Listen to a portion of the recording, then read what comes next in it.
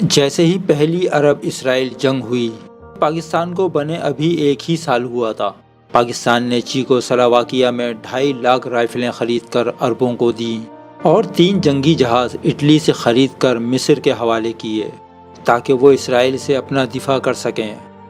پاکستان نے 1966 اور 1973 کی عرب اسرائیل جنگوں میں عربوں کی مدد کی اور اسرائیل کو روکنے میں کلیدی کردار ادا کیا۔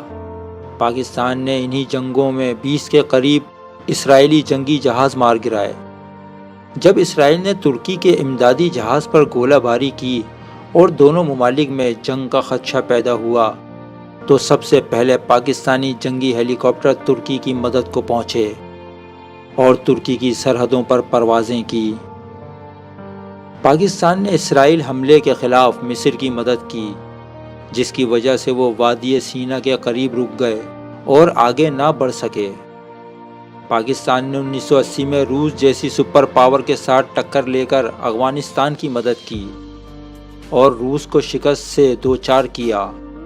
افغانستان اور انڈیا کا دعویٰ ہے کہ امریکہ کو اس وقت افغانستان میں جتنی مزاحمت کا سامنا ہے اس کے پیچھے بھی پاکستان ہی ہے۔ پاکستان نے 92-93 میں یورپ کے خلاف اس وقت بوسنیا کی مدد کی جب تمام مسلمان ممالک نے چھپ کر روزہ رکھ لیا تھا۔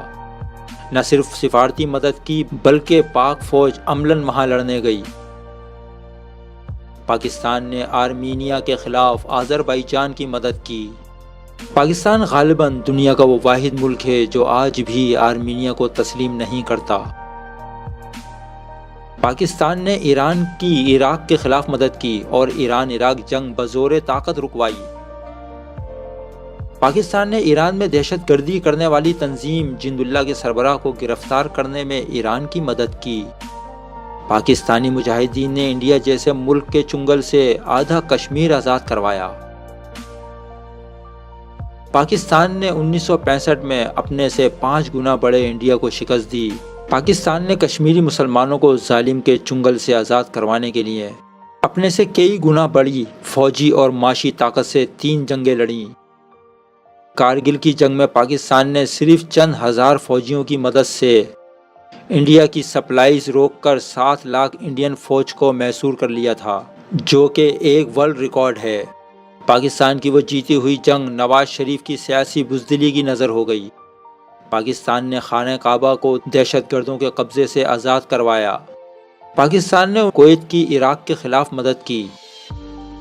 جب شاہ ایران نے متحدہ عرب امارات کو صفحہ ہستی سے مٹانے کی دھمکی دی تو پاکستان نے متحدہ عرب امارات کی مدد کی۔ جب مصر اور عربوں میں اختلاف پیدا ہوا تو پاکستان نے مصر کی سفارش کی اور عربوں کو راضی کیا۔ یہ کام جنرل ضیاء مرحوم نے کیا تھا۔ جب اقوام متحدہ میں مسلمانوں کا موقف پیش کرنے کی باری آئی تو تمام مسلمان ممالک بشمول عربوں اور ترکوں کے سب نے پاکستان کا نام چنا، جس کے بعد جنرل ضیاء الحق نے اقوام متحدہ میں اپنی مشہور زمانہ تقریر کی۔ اس کے علاوہ پاکستان دنیا کا پہلا ملک ہے جس نے چین کو تسلیم کیا اور اپنا سفارتکار چین بھیجا۔ ایوب خان نے چین کے ابتدائی ضروریات کے لیے اس وقت چین کو ہوائی جہاز، بسیں اور بہت بڑی مقدار میں خوراک بھیجی۔ چینی آج بھی پاکستان کا وہ احسان نہیں بھولے اور آج بھی ہمارے بہترین دوست ہیں۔ Liberation tigers of Tamil Ilam نامی دہشت گرد تنظیم 1/3 سری لنکا پر قابض تھی۔ اس ناسور سے سری لنکا کی جان پاکستان نے چھڑائی اور پاک فوج کی مدد سے وہ تحریک ہمیشہ کے لیے ختم کر دی گئی۔ اس لیے سری لنکن ہمیشہ پاکستان کے شکر گزار رہتے ہیں۔ 1980 میں جب زمبابوے کو عالمی تنہائی کا سامنا تھا تو پاکستان نے اس کی مدد کی۔ 1993 میں جب امریکن فوجی 4000 صومالی جنگجوؤں کے گھیرے میں آ گئے تو وہاں امن مشن پر موجود پاک فوج کے مختصر سے دستے نے ان کو چھڑایا۔ کیا آپ جانتے ہیں پاکستان دنیا بھر میں قیام امن کے لیے فوجیں بھیجنے والا دنیا کا 3را بڑا ملک ہے۔ پاکستان کو معمولی مت سمجھیے، اس کی قدر کیجیے۔ پاکستان زندہ باد، پاک فوج زندہ باد۔